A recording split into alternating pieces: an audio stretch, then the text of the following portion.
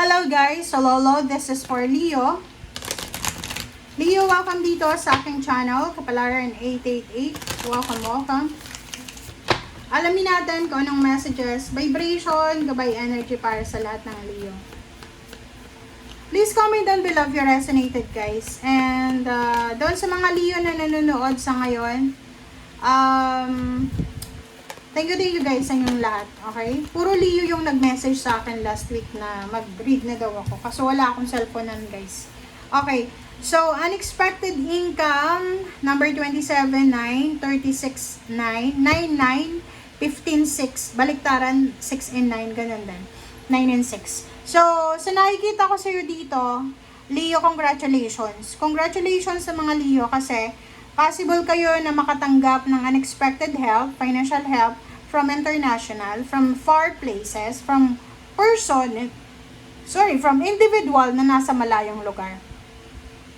If you are single na Leo, babae, posibleng kung halimbawa na nakikipag-usap ka sa ibang lahi, you're looking for a love life, pero foreigner siya. Posibleng makatanggap ka ng nudge or possible na may magkagusto sa'yo. And posibleng ang taong ito ay hindi lang love life ang pwedeng makuha mo sa kanya, kundi pera din.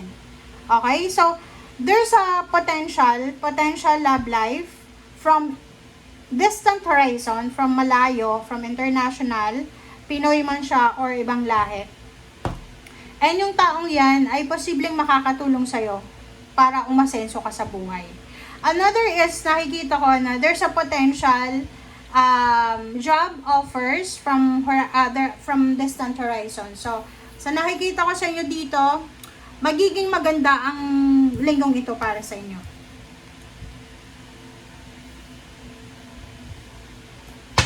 Alright, Leo.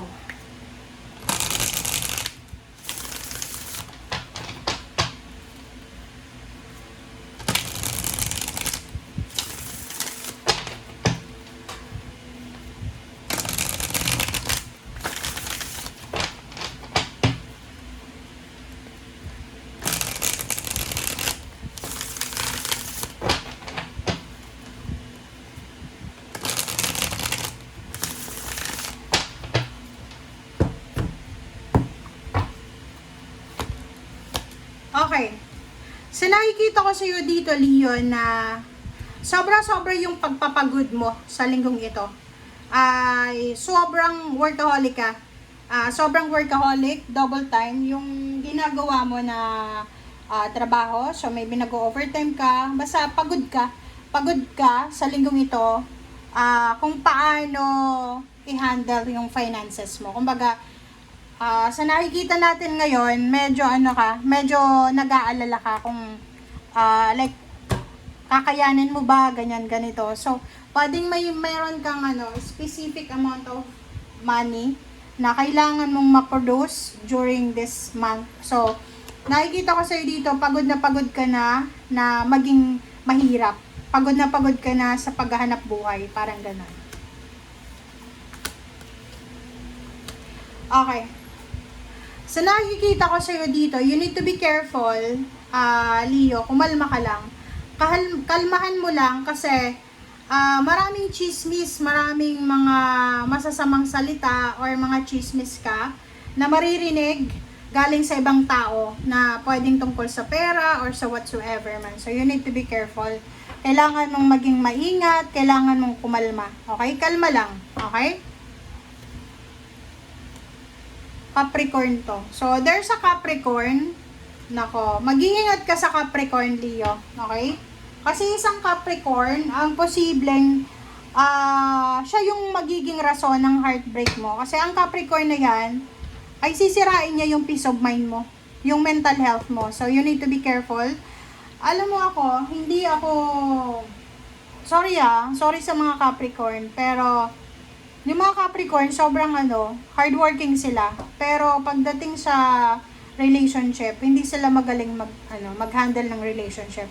Mabilis silang mainggit, ma-insecure, parang ganun. So, sa'yo dito, sa nakikita ko, you need to be careful sa kanila, sa mga Capricorn. Kasi, parang i-manipulate ka nila or whatsoever na like ganun, para magkaroon ka ng mga, like ganito yon Leo. Halimbawa may kaibigan kang Capricorn, tapos may other set of friends ka na mga zodiac signs. And etong Capricorn na to, hindi siya masaya na masaya ka sa ibang company of friends. So gagawa siya ng paraan.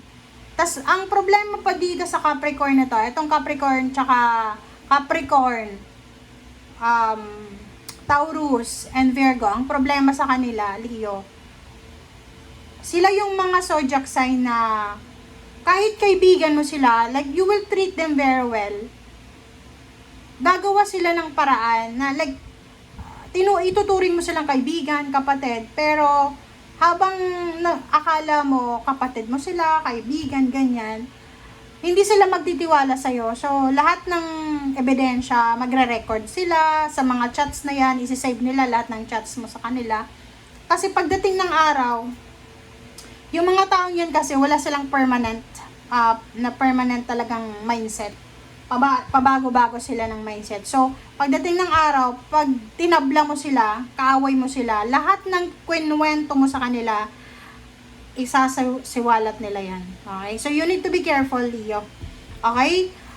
Be careful kasi yun, pwede kang magkaroon ng kaaway, or pwede kang magkaroon ng because of Capricorn, pwede kang mawala ng trabaho, or posibleng medyo, yun, mental health mo talaga yung sisirain yan.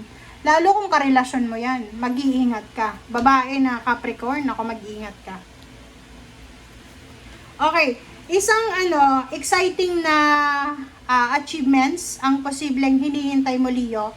And sa nakikita ko sa iyo dito, you're super excited and happy. So, there's parang you're preparing yourself for a big celebrations. Big achievement siya. So, maybe this week you're preparing for a travel, relocation, or pwedeng ikaw ngayong linggo ay nag-i-impake ka na, pwedeng papunta ka ng ibang bansa, or pauwi ka ng Pilipinas. It's either for financial purposes or emotional purposes.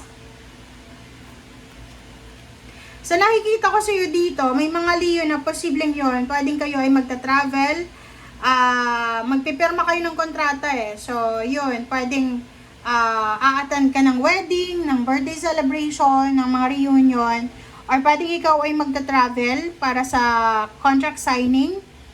Sobra kang magiging masaya. And sa nakikita ko sa iyo dito, you are collaborating with Taurus and Virgo. So, sa sinasabi ng baraha sa iyo dito, by the end of the week, so sabihin natin Saturday siya, so 8, maybe this is your birthday season, happy birthday pala. So, doon sa magbe-birthday, sa nakikita ko sa iyo dito, there's a good news coming para sa iyo, na pwedeng magdala sa iyo ng kaligayahan. So, it's either isang kapamilya ang magbibigay sa iyo ng balita about sa pera or sa rason kung bakit ka magiging masaya. Okay? Thank you guys. Bye!